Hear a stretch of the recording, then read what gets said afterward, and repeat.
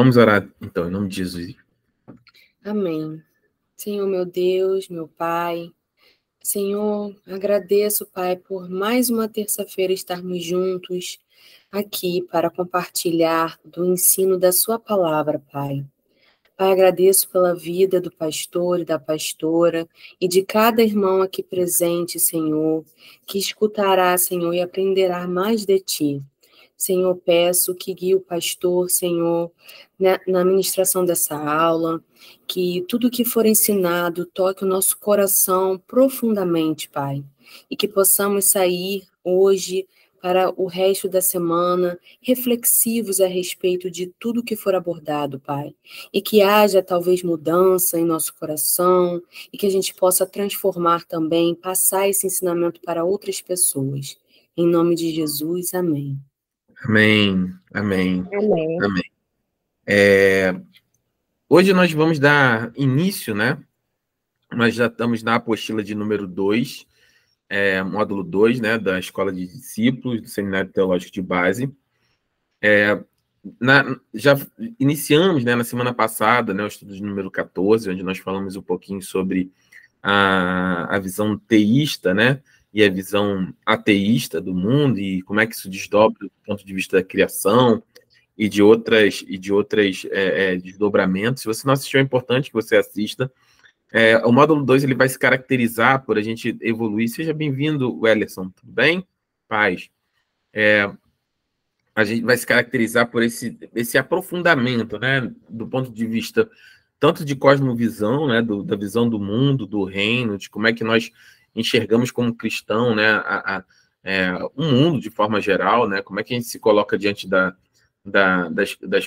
postagens, das colocações, dos artigos científicos, do conhecimento humano, e a gente vai evoluir também a partir daqui para a construção, né, da base de fé a respeito da criação, mas a gente vai falar também sobre pecado original, o impacto, né, disso do ponto de vista humano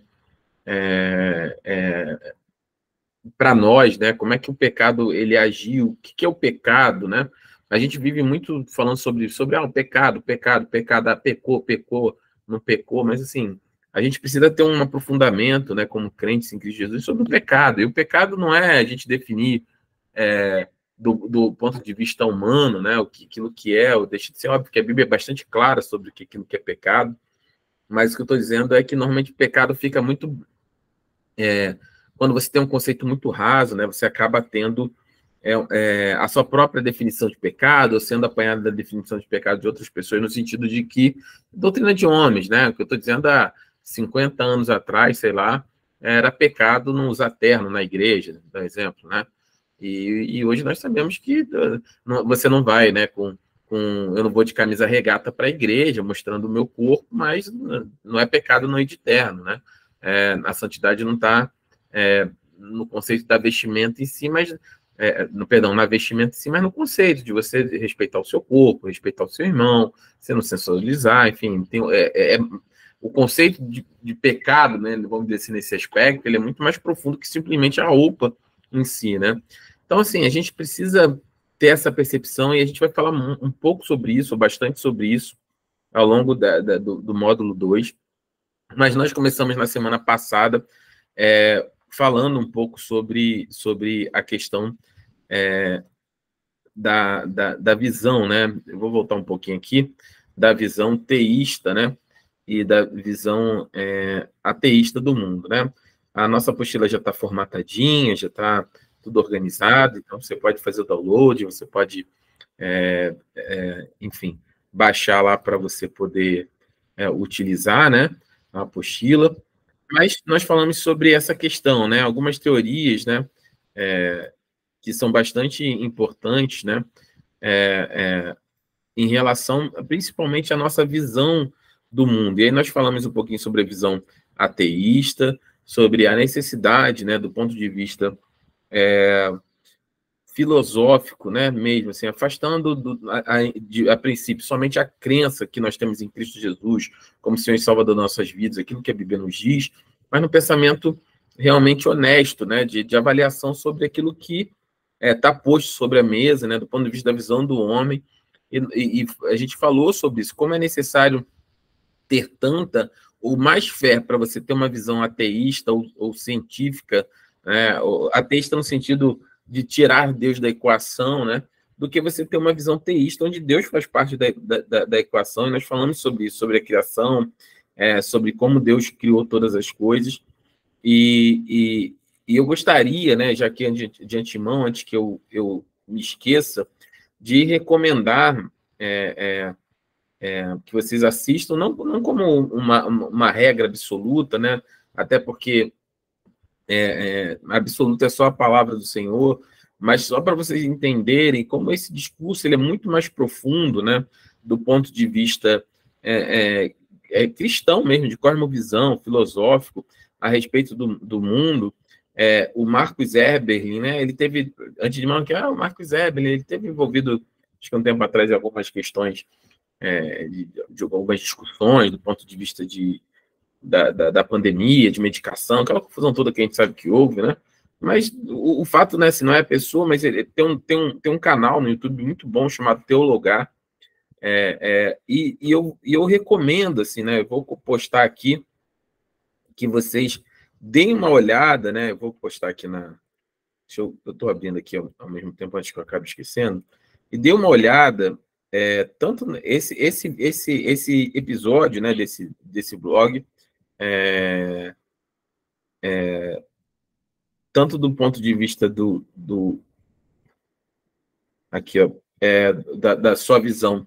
Ele vai falar um pouquinho sobre design inteligente, só para eu explicar, vou contextualizar para você entenda, né? O Eberlin, ele é cristão, mas existe uma teoria do design inteligente que, na verdade, é o seguinte, ele vai até o limite do seguinte, você tem duas grandes correntes, né, no mundo, né? Onde você pode acreditar que nós somos obra do acaso, né, de uma grande mistura de uma série de condições adversas e aleatórias, né, uma grande sopa, né, química, enfim, onde surgiu, brotou do nada a vida, ou você pode entender que existe um design inteligente por trás de todas as coisas, e a própria natureza aponta para isso.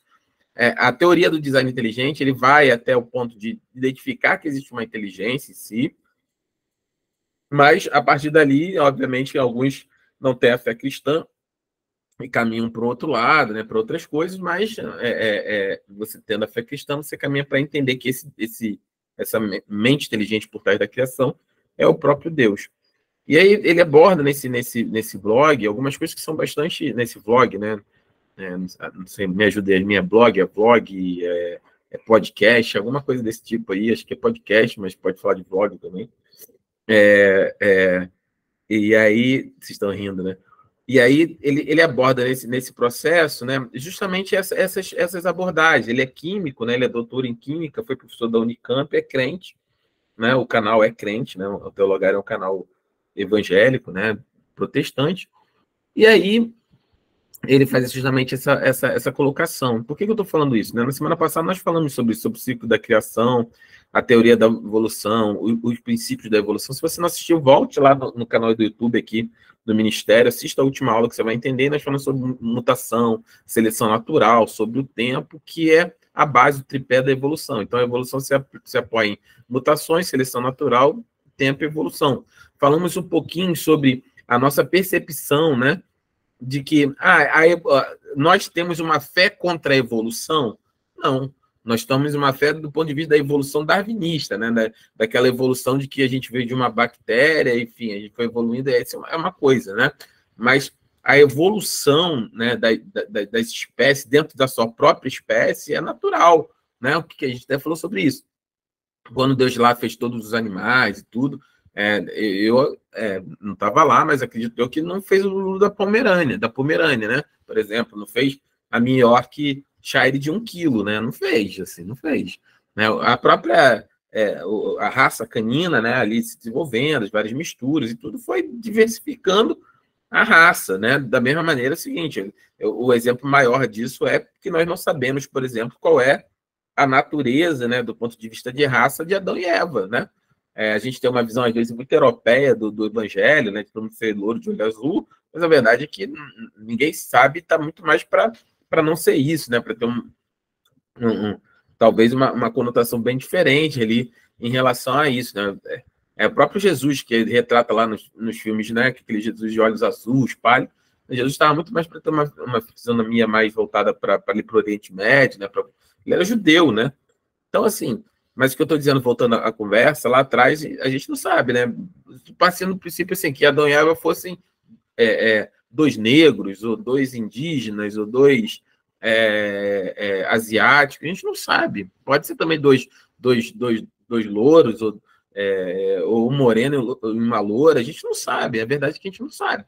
Mas a verdade é que Deus, ele programou, né, as raças dentro de cada uma delas, no caso a raça humana e as outras raças, para ter a diversificação, a evolução no sentido de diversificação.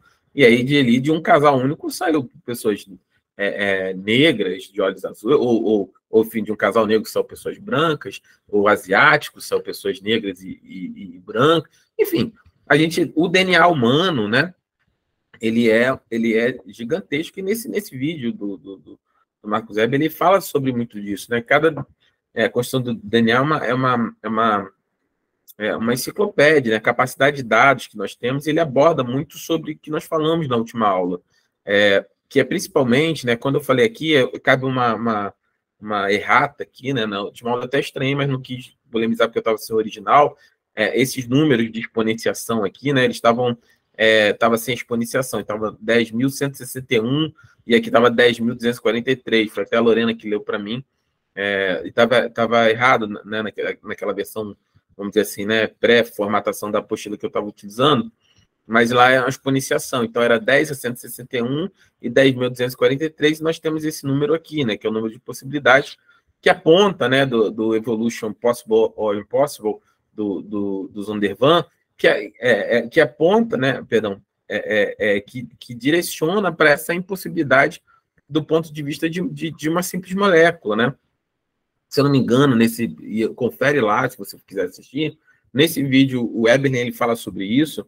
Se eu não me engano, então eu posso estar enganado do ponto de vista de quantidade, mas assim, do ponto de vista de possibilidade, né? Assim, você mede possibilidades com exponenciação de 10, igual a gente viu na escola, né? 10 a 1, 10 a 2, 10 a 3, e o limite, né, dessa exponenciação, se eu não me engano, é 10 a 50, ou 10 a... Enfim, 10 a 243 seria, assim, seria impossível do ponto de vista estatístico, né? Para você ter uma ideia, assim, grosseiramente, vamos supor que, por exemplo, tivesse, acho que a Mariana está aqui, né? A Mariana e o Marcos estivessem em casa, né?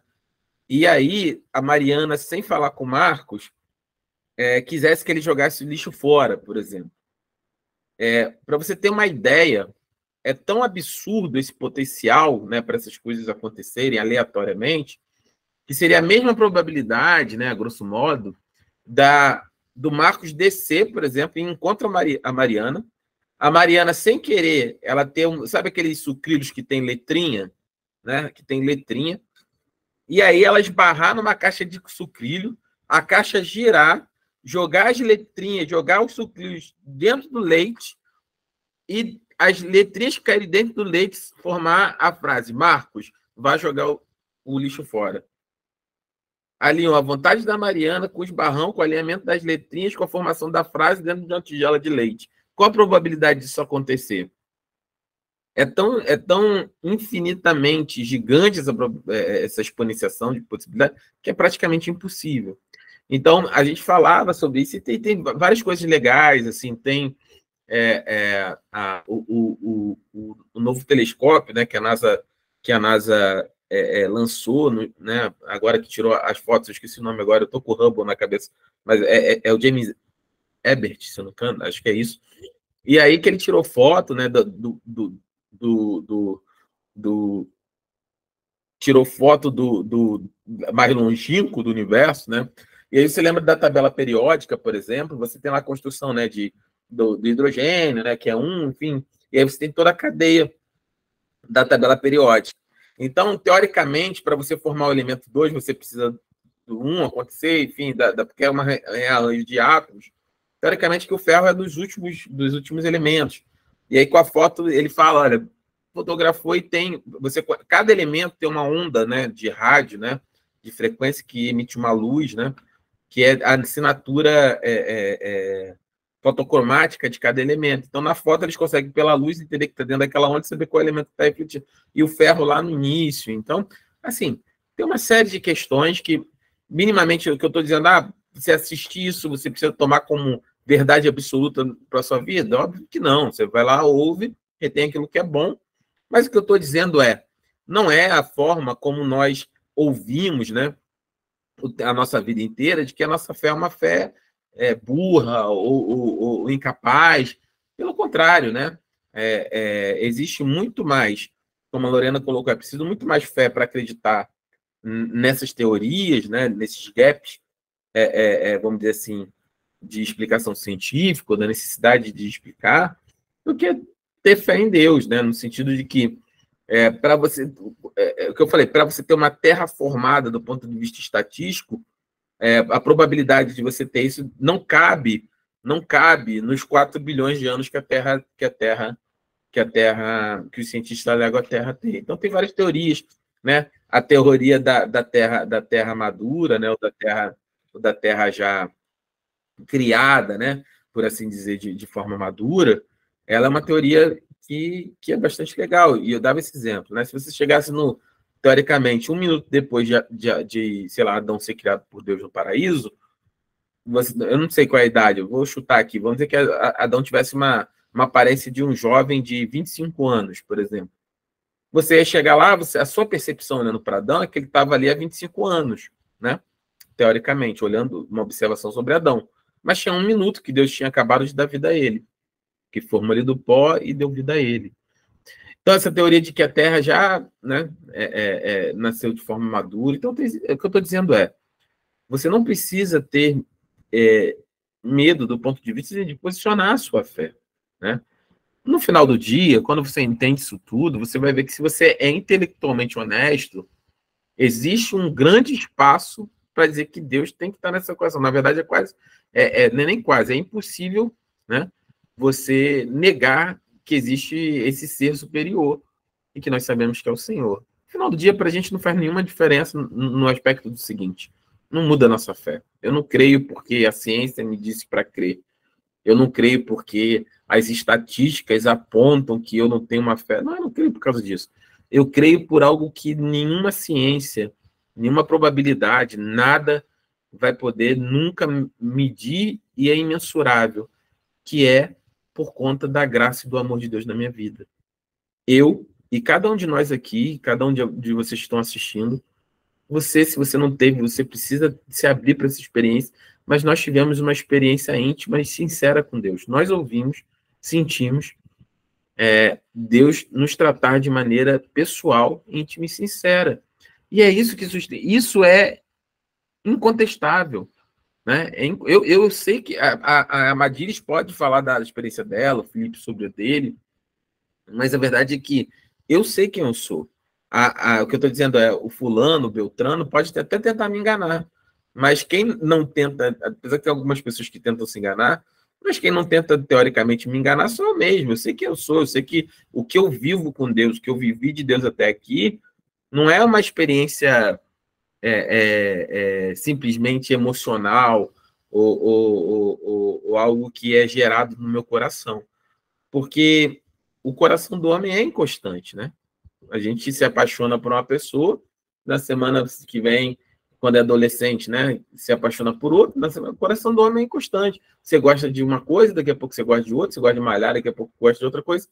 Então, assim, mas esse relacionamento crescente, íntimo e sincero com Deus, ele é algo que ele vai sendo construído de maneira muito sólida.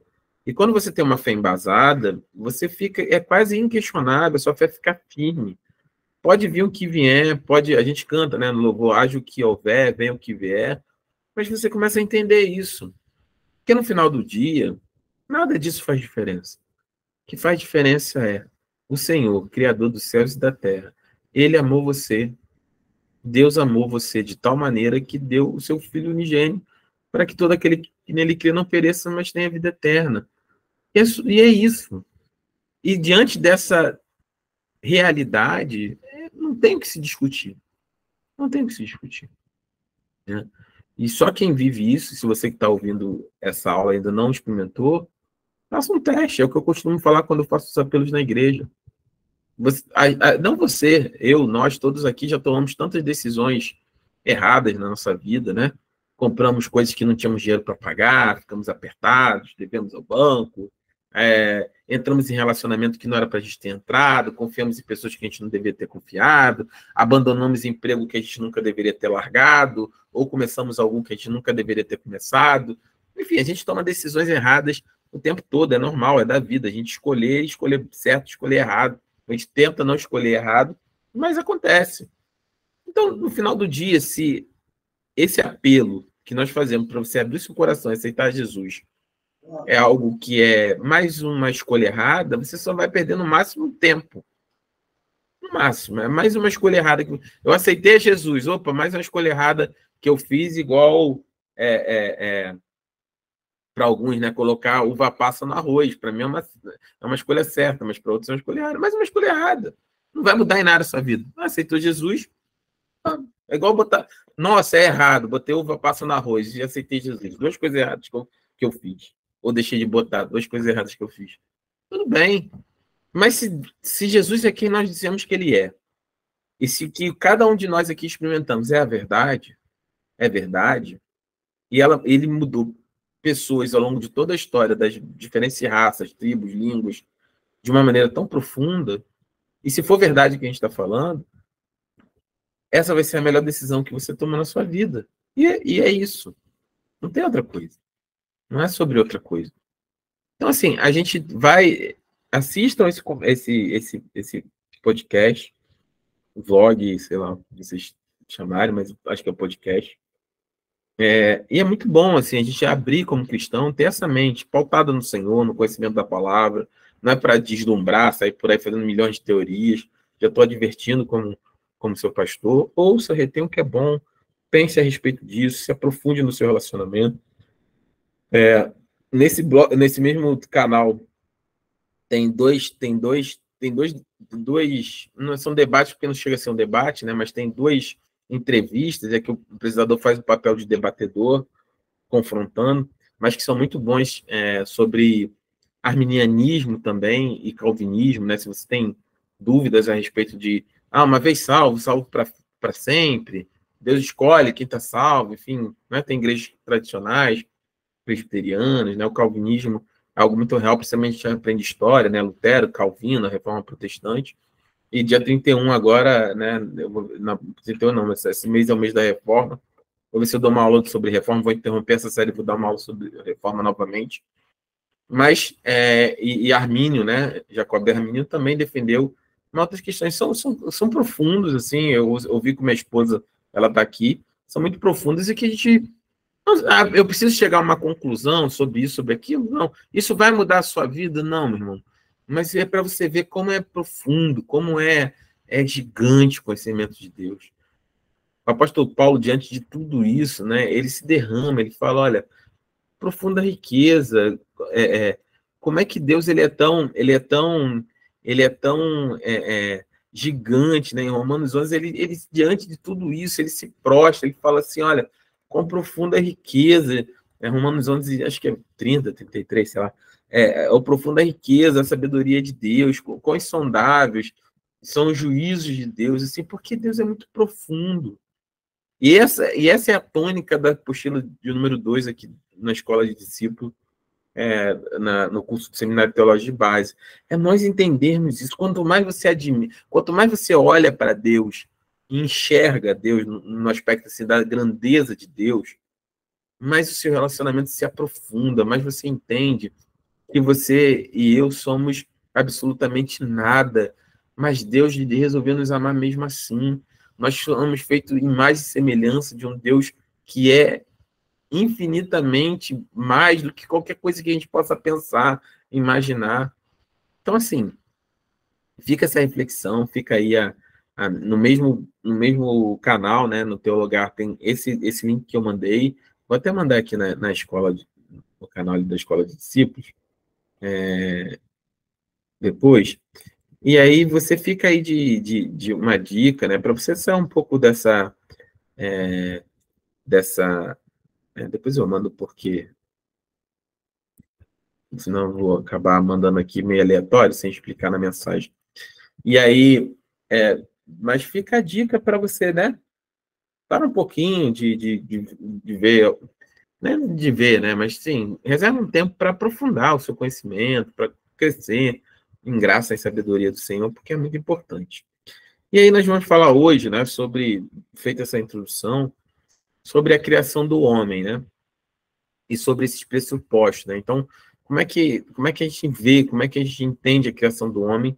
E eu gostaria de falar disso com vocês hoje. Vamos nesse momento, eu vou pedir para alguém me ajudar com a leitura da apostila, estudo de número 15, a criação do homem. E aí, se alguém puder me ajudar com a leitura. Então, só reforçando a errata, né, lá na apostila que estava na semana passada 10.161, 10.243, e é 10.000 elevado, né, a 243, 10.000 elevado a 161. Mas vamos lá, alguém pode me ajudar com a leitura, por favor? Sim, professor. Aqui, ó, alguns pressupostos. Ok. Alguns pressupostos necessários. A fé, como está descrito em Hebreus capítulo 11, no verso 3, e a narrativa bíblica, como está descrito em Gênesis capítulo 1 ao 2, Êxodo capítulo 20, do versículo 9 ao 11, e Mateus capítulo 19, do versículo 4 até o 6. Isso. Então, assim, o que são pressupostos, né? Então, pressupostos são premissas, né? São pressuposições que nós precisamos ter para entender a criação do homem. A primeira delas é fé, né? O que é fé? Qual é a definição de fé que nós falamos sempre aqui na Escola do Discípulo? A definição de fé nós termos, fé é a confiança em Deus e na sua palavra. Essa é a definição. A definição de fé mais ampla é confiar, né? Então, se eu te falo assim, olha, eu tenho fé que Felipe, esse mês, ele vai me dar um dinheirinho para me comer na churrascaria, né? Porque ele é meu amigo, ele vai me dar. O que eu estou colocando? Eu estou botando a minha confiança, né? Que o Felipe vai fortalecer e eu vou comer na churrascaria quando ele receber. É minha fé, minha confiança. Estou botando, né? Antigamente, quando o pessoal ia na loteria falava o quê? Vai fazer uma fezinha, né? O pessoal mais antigo, jogo do bicho, vai fazer uma fezinha no bicho. É botar a sua confiança de lá, de ganhar um dinheirinho, botar a sua fé naquilo, né? Então, a definição de fé bíblica é a confiança em Deus e sua palavra. Então, o pressuposto para você entender a criação do homem é primeiro você ter fé. Vamos ver lá, abram as Bíblias de vocês, vamos ler as passagens, né? Hebreus, capítulo 11, versículo 3. Se você puder abrir aí a sua Bíblia, seria bom.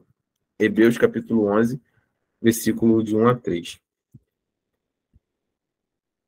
Perdão, versículo 11, 3, né? Vou abrir a minha aqui também. Se alguém achou, pode ler.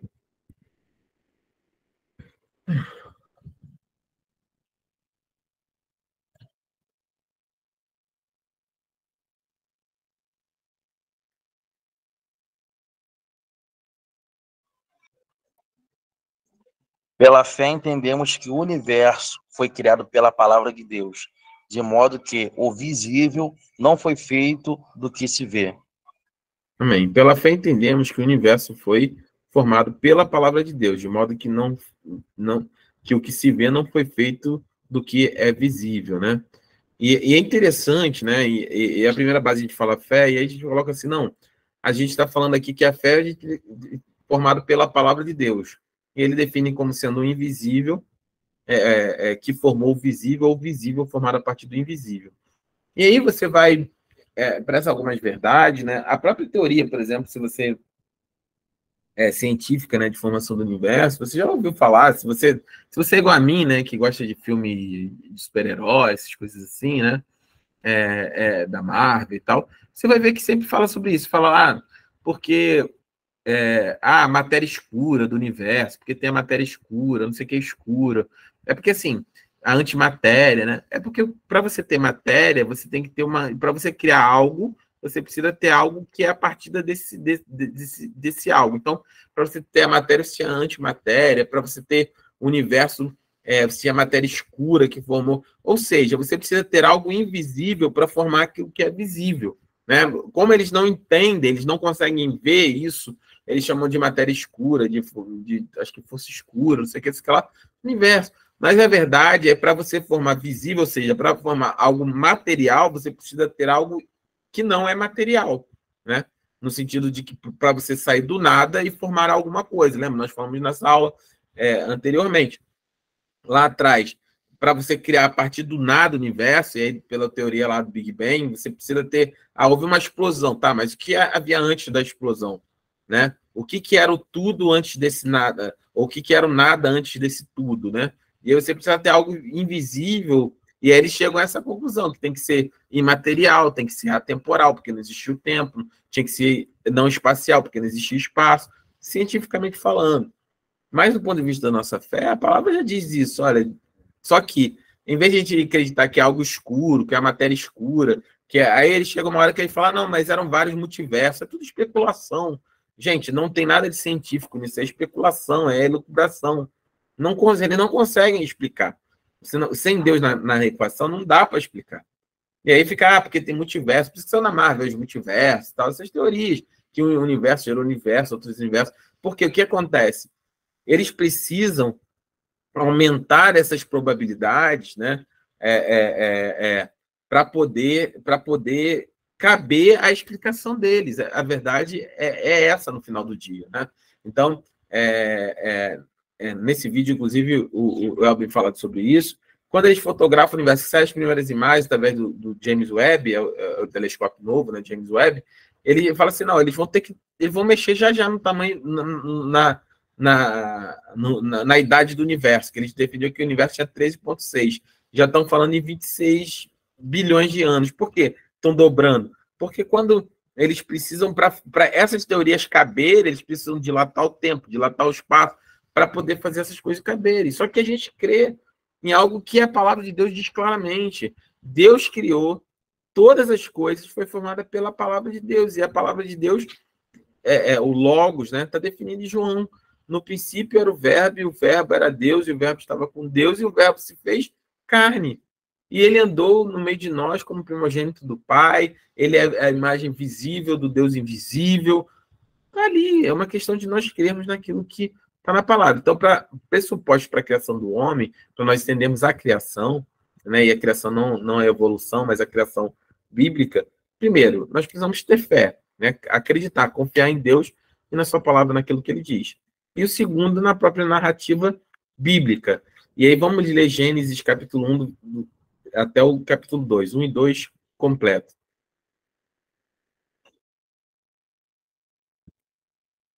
Quem quiser ler, pode ler, tá bom? Pode ler, pode perguntar, tá, meus irmãos? Fiquem à vontade. Não, para abrir o microfone, enfim, para fazer perguntas, para tirar dúvidas. Se souber responder, amém. Senão, vou pesquisar, vou entender. Mas fiquem à vontade. Princípio, Deus criou os céus e a terra. A terra era sem forma e vazia, e havia trevas sobre a face do abismo. Mas o Espírito de Deus pairava sobre a face das águas. Disse Deus, haja luz, e houve luz. Deus viu que a luz era boa e fez separação entre a luz e as trevas. E Deus chamou a luz dia e as trevas noite. E foram-se a tarde e manhã, o primeiro dia.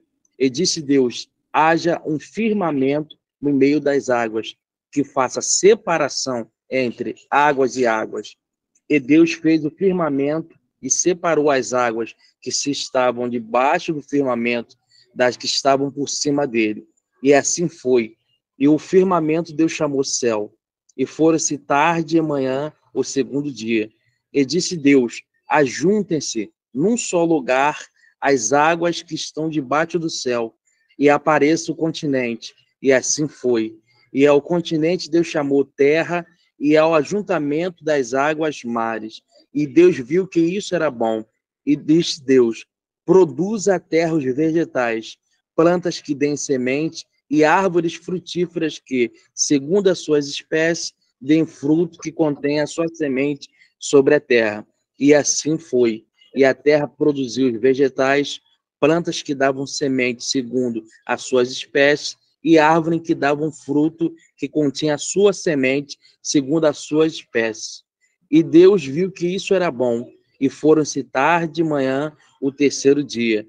E disse Deus: haja luminares no firmamento celeste, para fazerem separação entre dia e noite, sirvam eles de sinais tanto das estações como dos dias e anos, sirvam eles de luminares no firmamento celeste para iluminar a terra. E assim foi, e Deus fez os dois grandes luminares, o luminar maior para governar o dia e o menor para governar a noite. Fez também as estrelas. E Deus os colocou no firmamento celeste para iluminar a terra, para governar o dia e a noite, e para fazer separação entre luz e as trevas. E Deus viu que isso era bom, e foram-se tarde e manhã o quarto dia. E disse Deus: produz as águas cardumes de seres vivos, e voem as aves sobre a terra, abaixo do firmamento do céu. E Deus criou os grandes animais aquáticos e todos os seres vivos que se movem, os quais as águas produziram segundo as suas espécies, e a toda a ave com as asas segundo a sua espécie. E Deus viu que isso era bom. Então Deus os abençoou, dizendo: frutificai e multiplicai-vos, enchei as águas dos mares, multipliquem-se as aves sobre a terra. E foram-se a tarde e a manhã o quinto dia.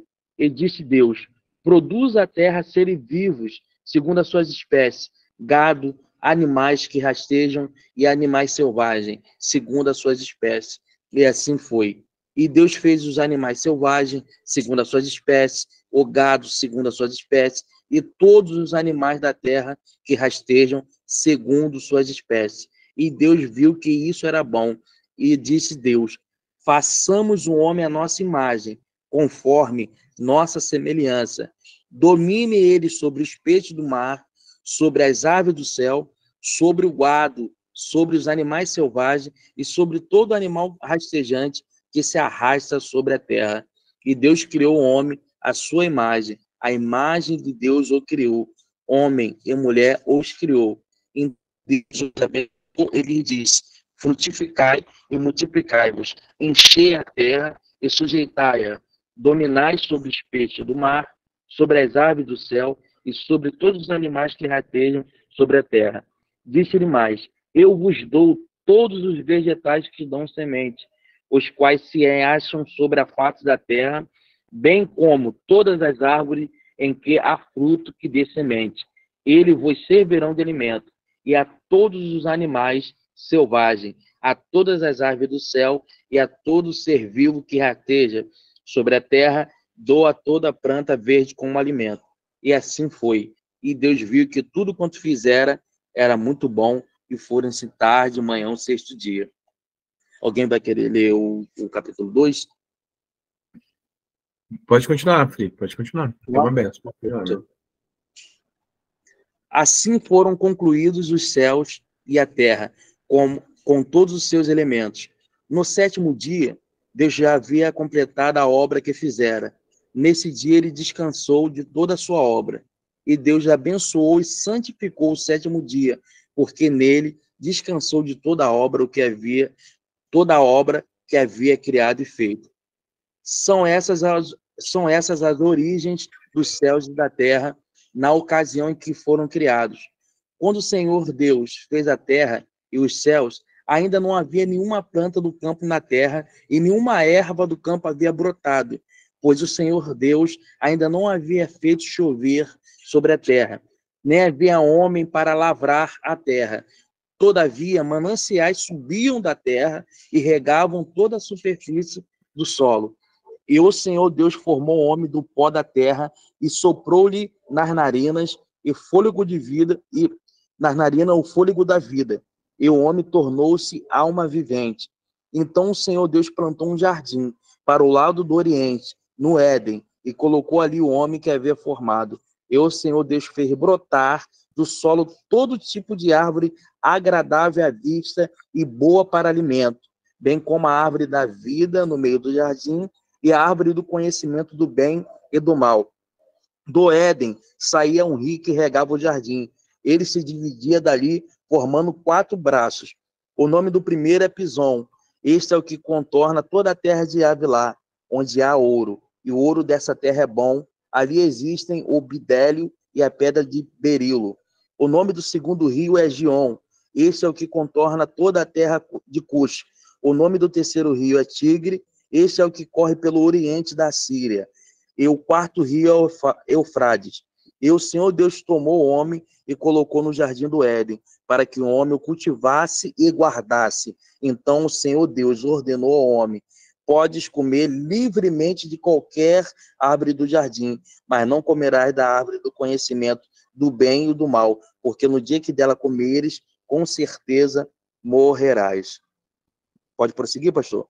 Pode, até o final. Tá ok. Disse mais o Senhor Deus: não é bom que o homem esteja só. Eu lhe farei uma ajudadora que lhe seja adequada. E o Senhor Deus formou da terra todos os animais do campo e todas as aves do céu, e os trouxe ao homem, para ver como lhe chamaria. E o nome que o homem desse a cada ser vivo, esse seria o nome deles. Assim o homem deu nomes a todo gado, a todas as aves do céu e a todos os animais do campo. Mas não se achava uma ajudadora adequada para o homem. Então o Senhor Deus fez cair um sono pesado sobre o homem, e este adormeceu.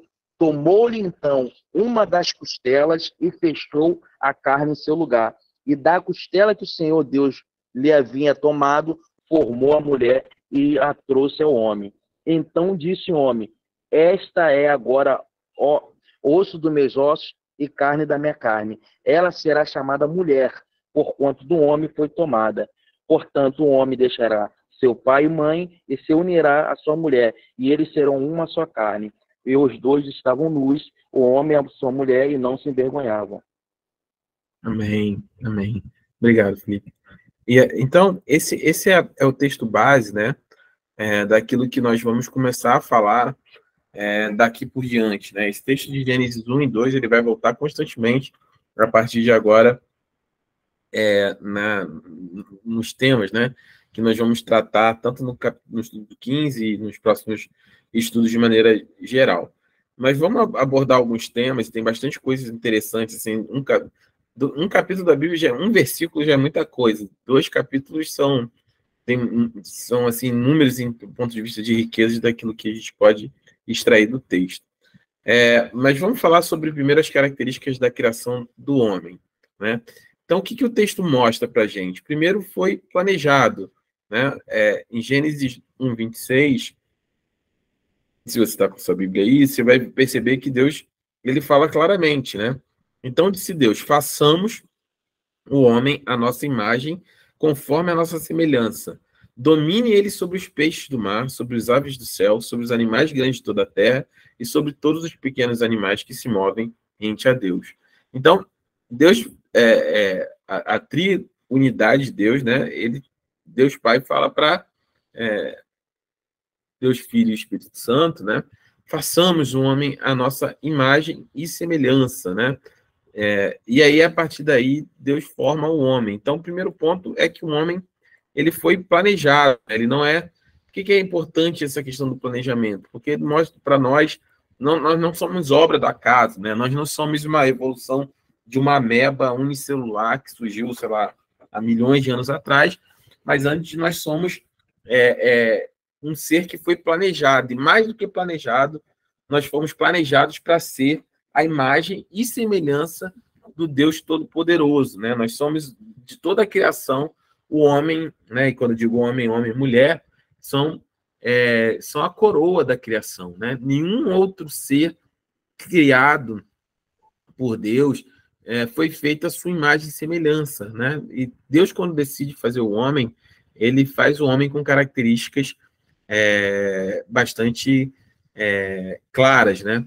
No capítulo 1 de Gênesis, você vai ver ali um relato a partir do 26 ali da criação do homem, da mulher, e no 2 o detalhamento. E aí o que nós extraímos daí? Primeiro, é que Deus faz isso de forma direta, especial e imediata, ou seja, não existe, né, uma evolução celular, né? Não tem um tempo até que as coisas aconteçam. Havia algum tempo, acho que ainda existe, né,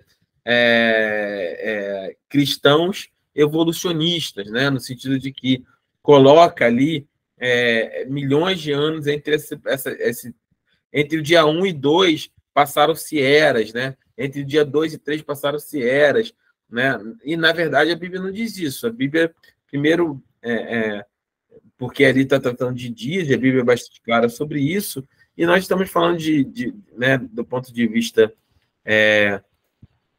do próprio Moisés, que é quem escreve o livro, né,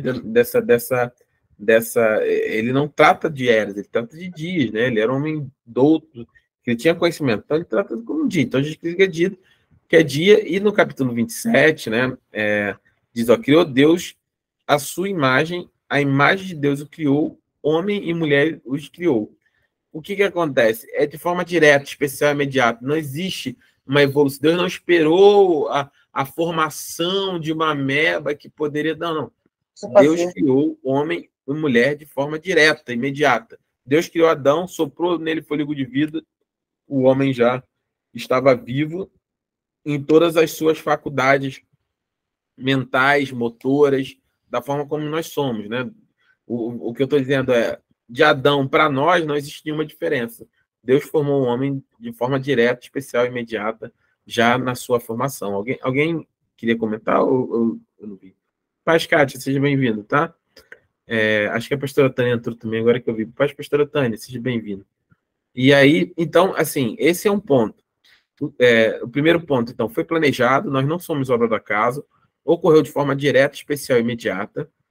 Terceiro ponto, o homem foi formado do pó da terra, de um modo maravilhoso, né? E aí a gente vai ler esses dois textos, né? Em Gênesis 2:7, ele vai tratar sobre isso, né? Ele fala, olha, então o Senhor Deus formou o homem do pó da terra e soprou em suas narinas o fôlego de vida, e o homem se tornou um ser vivente. Então, a partir do sopro, do fôlego de vida em nós, do Senhor em nós, nós passamos a ser um ser vivente, um ser que vive, né? E com todas as faculdades do ser humano, né? Então, com as faculdades mentais, intelectuais, com a nossa alma, né?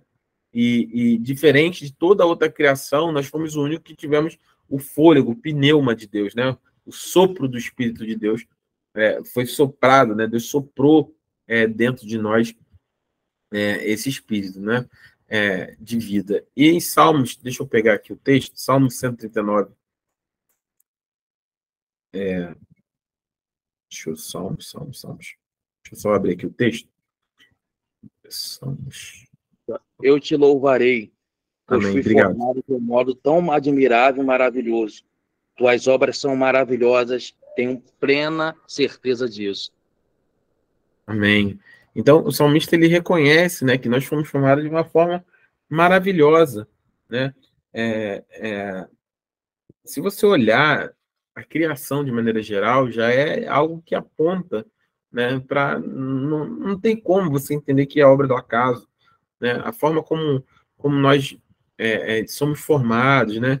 Quando você vê um bebezinho, já com todas as características, tudo, né? Lá é óbvio, né? Salvo nenhuma má formação, mas estou dizendo assim, já com os dois olhinhos, narizinho, respirando, pensando. Você vê a criancinha de 1 ano, ela já tem vontade, ela já manifesta ali 2 aninhos, né? Toda a evolução do ser humano é uma coisa muito rica, né? Então, assim, o homem foi formado do pó da terra e de um modo maravilhoso. Deus soprou vida em nós, né? E formou a gente a partir disso. O quarto ponto foi dado uma alma, né? Quando fala um ser vivente, né? Um ser que tem alma. E essa alma, ela é imortal, o que dá ao homem um valor incomparável. Nós vamos ler, abre para mim, por favor, Felipe, Mateus 16:26 e Filipenses 1:22-23. Então, o que eu estou dizendo? Não existe absolutamente ninguém. Deixa eu parar aqui, porque isso é importante. Não existe, você precisa ter essa convicção. Não existe ninguém igual a você. Não existe ninguém igual a mim.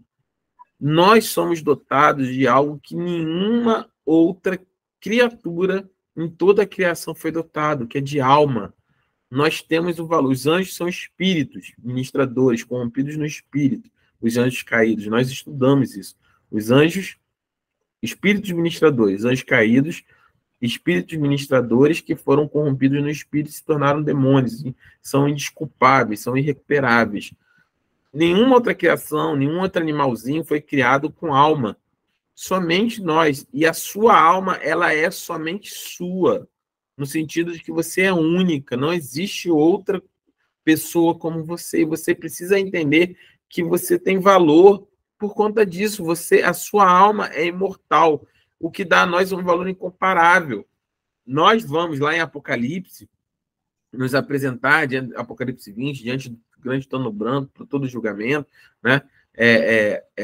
Mas a nossa alma, ela não, o nosso corpo morre, mas a nossa alma ela não passa até essa apresentação pela mortalidade. Nós somos imortais nesse aspecto, né? A nossa alma, ela é algo único. E a luta, não é para tirar, eu já falei isso, a luta do inferno não é para tirar a sua vida, não é para tirar o seu carro, não é para tirar seu patrimônio, não é para tirar absolutamente nada. A luta de Satanás e seus anjos é para levar o maior número de pessoas possíveis para o inferno, é corromper, é tomar a sua alma. Então, nós precisamos ter a certeza, né, de que quanto nós somos preciosos para Deus, quanto a sua alma é preciosa para Deus, o quanto o Senhor ele tem apreço, né, o quanto que isso tudo foi pela sua alma, para resgatar a sua alma. Esse alto preço é pela sua alma, não é pelo seu dinheiro, não é pelo seu coração, não é pelo você sabe cantar, você não sabe cantar, não é se sabe pregar, não sabe pregar, não é pelo seu cargo na igreja, é pela a sua alma, né? E aí nós vamos ler, eu vou pedir, vamos ler do 24, Felipe, até o 28, não só o 26. Ok. Então disse Jesus a seus discípulos: se alguém quiser vir após mim, renuncie-se a si mesmo, tome sobre si a sua cruz e siga-me. Porque aquele que quiser salvar a sua vida, perdê-la-á. E a quem perder a sua vida, por amor de mim, achá-la-á. Pois que aproveita o homem ganhar o mundo inteiro se perder a sua alma? Ou que dará o homem em recompensa da sua alma? Porque o Filho do Homem virá na sua glória de seu Pai, com seus anjos, então dará a cada um segundo as suas obras. Em verdade vos digo que alguns há dos que aqui estão, que não provarão a morte, até que vejam vir o Filho do Homem no seu reino. Amém, amém. Vamos ler Filipenses também, e eu vou voltar nesse texto aqui. Amém. Alguém que está com o texto? Pode ler. Mais alguém? Alessandra? Pode ler, Alessandra. Não, eu não tenho texto, não. Ah, tá, não precisa estar com o texto. Então, lê para mim, Felipe, por favor. Filipenses 1, 22, 23. Capítulo 1, versículo 22 e 23.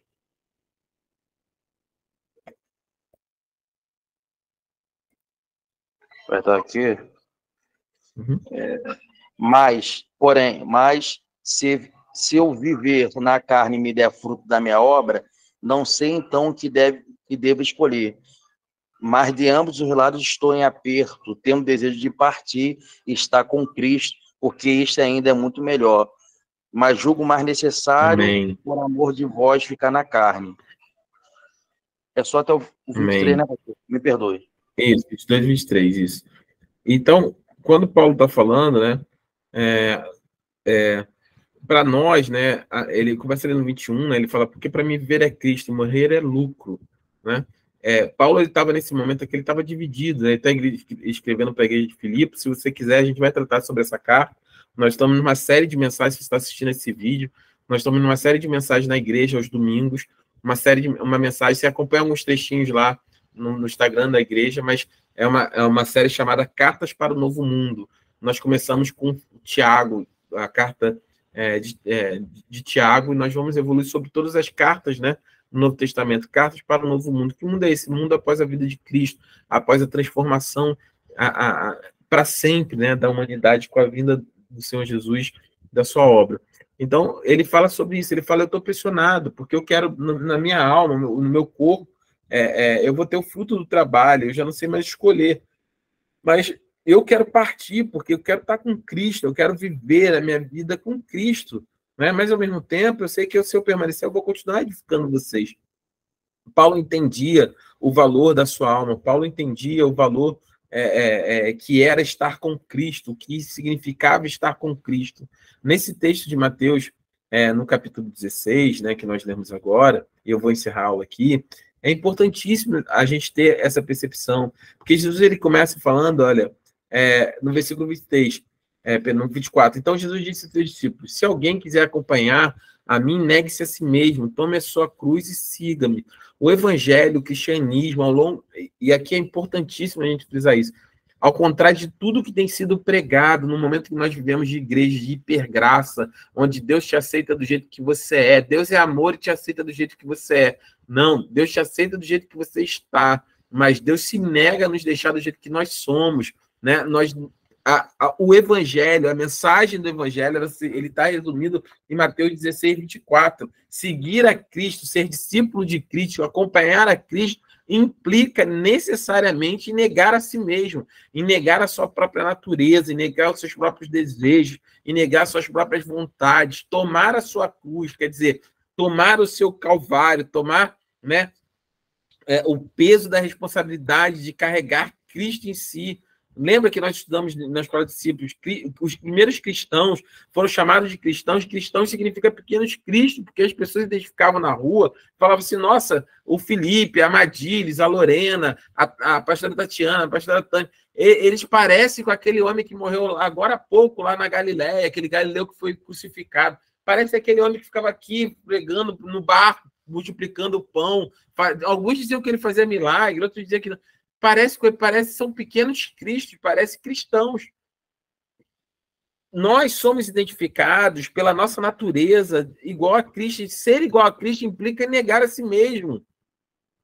Enquanto nós formos crentes, que nós entendemos que nós podemos viver uma vida sem renúncia com Cristo, nós nunca conseguiremos estar firmes aos pés do Senhor. De outra maneira, quando você começa a entender quem é Cristo, você também começa a viver uma vida onde o seu coração está pautado na sua intimidade com Deus. Eu falo isso sempre. Enquanto você quiser ficar na igreja porque você é proibido de ir para o mundo, nunca vai dar certo. Vai ser muito difícil você ficar na presença do Senhor, ter uma vida de intimidade com Deus. Porque o que acontece é que, enquanto para você lá for melhor do que aqui, e aqui for só um lugar que te proíbe de estar lá, o seu coração sempre vai estar lá. Não é questão de você estar aqui e ser proibido de estar lá. Entre aspas, lá é bom, sim. Lá satisfaz a sua carne, sim. Lá tem atrativos, sim. Mas por que então que eu fico aqui? Porque o que eu descobri aqui é infinitamente melhor do que qualquer coisa de que eu tenha experimentado lá. Porque a minha intimidade, o que eu descobri de Deus, sobre Deus e a respeito de Deus me mudou de tal maneira. Lembra, apóstolo Paulo, metanoia, mudança de entendimento, mudou o meu entendimento, mudou a minha mente, mudou o meu coração, mudou o meu ser de tal forma que não é mais questão de não querer, de ser proibido de estar lá, a questão é de que eu tenho muito mais prazer de estar aqui. O que eu vivo hoje aqui, a promessa que eu tenho para viver para sempre com Deus, ela é muito mais poderosa do que qualquer outra coisa. E aí, Jesus fala sobre isso. Então, você precisa negar a si mesmo. E ele completa no capítulo 25 para a gente concluir a respeito disso. Ele fala, pois quem quiser salvar a sua vida, perderá, mas quem perder a vida por minha causa, a encontrará. Jesus, no original, no grego, você tem duas palavras. Eu já falei sobre isso em algumas pregações, eu vou reforçar sempre esse conceito. Tem duas palavras para vida. Bio, lembra sobre isso? Que remete à biologia, né? À biomedicina, que é a vida natural. A vida natural. Zoe, que é a vida de Deus. Que é a vida, a essência divina, que é o algo mais. Deus, Jesus fala, eu vim para que tenham vida e vida em abundância. Eu vim para que tenham zoe. vocês tenham vida de Deus, e vida de Deus em abundância. E o que ele está dizendo aqui em Mateus 16 é isso. Ele está dizendo no versículo 25, ele diz assim, pois quem quiser salvar a sua bio, vai perder. Mas quem perder a sua bio por minha causa, encontrará a sua zoe. Ou melhor dizendo, pois quem quiser salvar a sua bio, perderá a sua zoe, a sua vida com Deus. Mas quem perder a sua bio, abrir mão da sua vida natural, por minha causa, encontrará a vida com Deus, a vida de Deus. Nós precisamos ter um coração voltados para o Senhor. A criação do homem, nós somos seres especiais, criados à imagem e semelhança de Deus, é o último item. Nós fomos criados à imagem e semelhança de Deus. Não existe. Pode o mundo te dizer o que quiser, pode teu marido te ofender, pode tua mulher te ofender, pode teu patrão, tua família te ofender, pode te massacrarem na sua vida. Guarde isso no seu coração. Você é precioso, não existe outro ser humano igual a você. Deus amou você, Deus ama você e Deus escolheu a você. Nós não somos uma consciência coletiva. Nós não somos uma unidade dissolvida num grande todo. Nós não somos um aglomerado de pessoas que se tornam seres não individuais, numa consciência coletiva que não. Deus chama cada um de nós pelo nome. Quando você se prostra à noite para orar, quando você está em aflição, Deus sabe quem é você. Aleluia. Deus conhece o seu coração. Deus escolheu morrer na cruz para te dar a oportunidade de ter um relacionamento íntimo e sincero com Ele. Não existe outra pessoa como você. E Deus conhece você, sabe quem é você. Você precisa ter como cristão essa convicção. Nós não somos mais um na conta de Deus. Nós somos únicos, porque Ele nos fez de forma única. A sua alma é única. O seu coração, a sua vida é única. Valorize a sua alma, valorize o seu coração. Viva para o Senhor.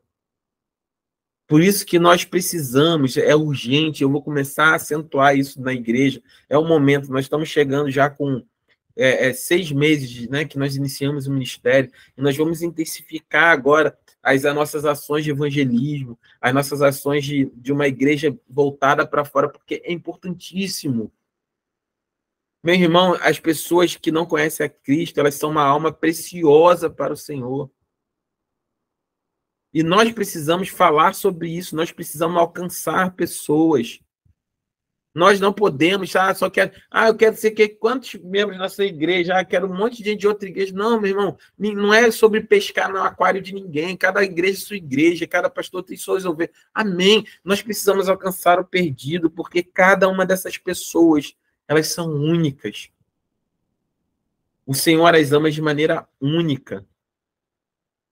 E nós precisamos falar sobre isso. Se você quer, para terminar esse texto que nós vimos, em Gênesis, no capítulo 2, no versículo 7, então o Senhor Deus formou o homem do pó da terra. Não, perdão.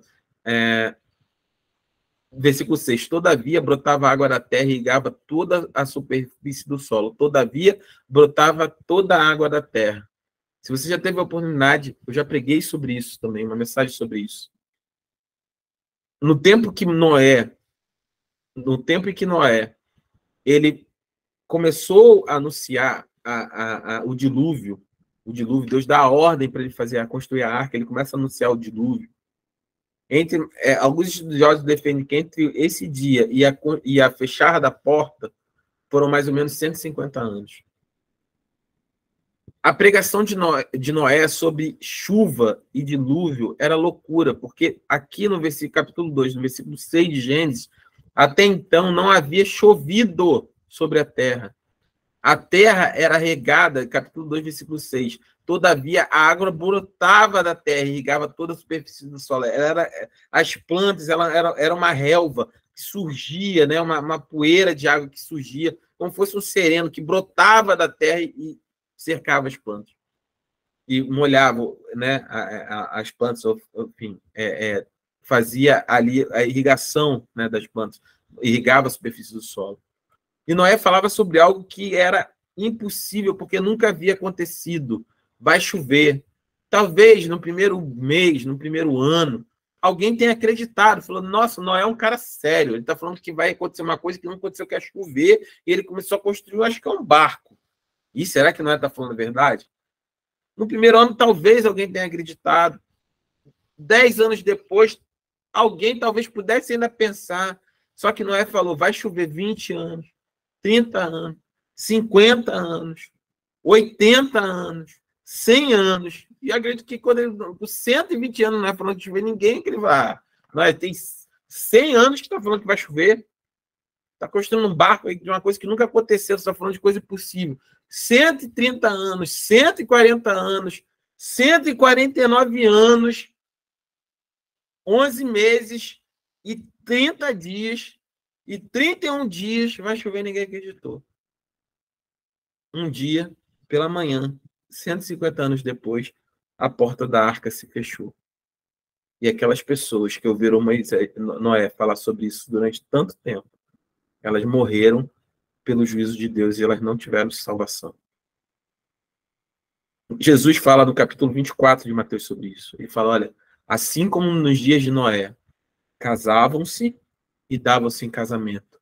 Ou seja, as pessoas viveram as suas vidas como se aquilo nunca fosse acontecer. Porque havia muito tempo que Noé estava falando sobre algo que nunca aconteceu, que era impossível aos olhos humanos acontecer, e as pessoas não acreditaram. Não acreditaram. Assim, nós estamos falando há 2023 anos que ele vai voltar. Nós temos anunciado há 2023 anos que ele vai voltar. Que a porta da arca está aberta. Que a porta da arca está aberta. Que a pessoa que desejar no íntimo do seu ser e reconhecer Jesus como Senhor e Salvador, como Senhor da sua vida, ela tem uma chance de ser salva. E já tem 2000 anos que nós estamos falando isso. E assim como nos dias de Noé, as pessoas casavam-se e davam-se em casamento, viviam suas vidas como se nada tivesse acontecendo. Só que assim como um dia a porta da arca se fechou e aquelas pessoas elas foram expostas ao juízo, um dia ele vai voltar. E quando ele voltar, a porta estará fechada mais uma vez, só que para toda a eternidade. Essa é a responsabilidade que eu e você temos. Nós precisamos anunciar o evangelho em tempo, em fora de tempo e fora de tempo. Ele vai voltar. As pessoas precisam entender que ele vai voltar. E nós precisamos valorizar. A igreja não é sobre luz, não é sobre local, não é sobre ar-condicionado, não é sobre igreja, não é sobre banco, não é sobre redes sociais, não é sobre nada. A igreja é sobre nós anunciarmos para o mundo inteiro que existe solução, que a morte foi vencida, que ele morreu, mas ressuscitou ao terceiro dia e hoje vive e reina à destra do Pai e que ele vai voltar para buscar a sua igreja e nós viveremos eternamente com ele, como diz em Apocalipse capítulo 22, num local onde toda lágrima, toda a nossa lágrima será enxugada e que não haverá tristeza, porque o Senhor será para nós como o sol de dia e de noite, para todo sempre.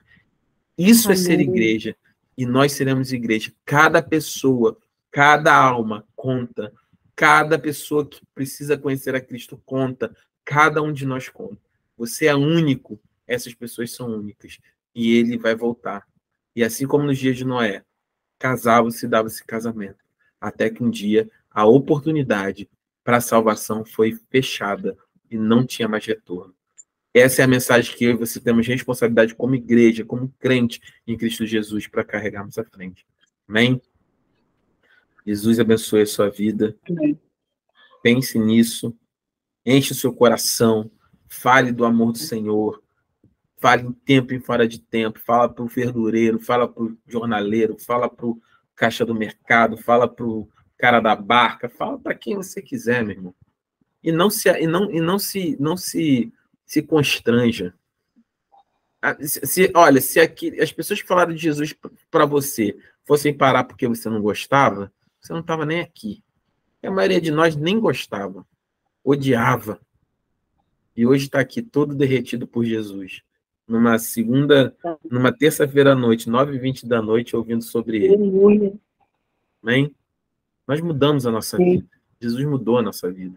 E Jesus quer e vai mudar a vida de outras pessoas através de você. Jesus te abençoe. Vamos orar em nome de Jesus. Felipe, seja muito bem-vindo, meu irmão. Obrigado pela ajuda. Agradecer pela aula novamente, tá, pastor? Amém. Aula bem produtiva. Que Deus abençoe o ministério do irmão e os outros demais alunos, tá? Amém. Vamos orar para nós encerrarmos. Eu vou pedir que o Felipe nos abençoe. Primeiro dia já vamos estrear. Ore por nós, Felipe, para nós encerrarmos a nossa aula.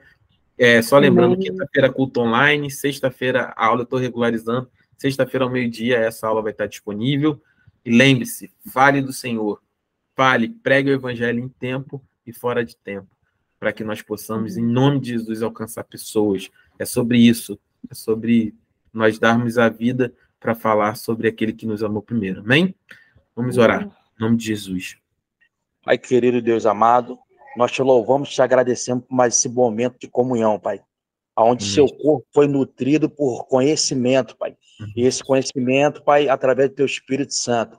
Meu Pai, eu coloco agora todos os alunos, Pai, nas suas mãos, Pai. Dilata nosso coração, Pai, nossa mente, para observar, Pai, esse conhecimento e aplicar, Pai, diariamente, Pai, no nosso cotidiano. Meu Pai, eu coloco, Pai, o teu pastor, Pai, que foi chamado por ti na sua mão, esse ministério, Pai, a qual nunca foi, não sei aonde Pai. Mas eu sei, Pai, que vai gerar-se, Pai, um avivamento, Pai, aonde lares, Pai, vai ser atingido, Pai, com esse conhecimento de base. Meu Pai, que tu possa nos dar graça, Pai, que tu possa derramar da sua graça, Pai, nos dar força, Pai, para esse tempo, Pai, onde a verdade está sendo diluída, nós possamos proclamar, Pai, o seu evangelho, a verdade com toda unção e capacidade, Pai, que tu possa, Pai, nos dar uma boa noite de sono, nos levar em segurança, Pai, aleluia, às nossas camas, Pai, e lá nós possamos meditar e remoer, Pai, isso tudo que nós aprendemos hoje na sala de aula e te pedimos no nome santo do seu Filho Jesus, o Nazareno. Amém. Amém, meus irmãos. Jesus abençoe vocês, tá? Fiquem na paz. Até quinta-feira, culto online. Domingo estamos de volta, né? Culto na nossa igreja. Fiquem na paz. Obrigado a todos. Fiquem com Deus. Paz. Paz. Paz.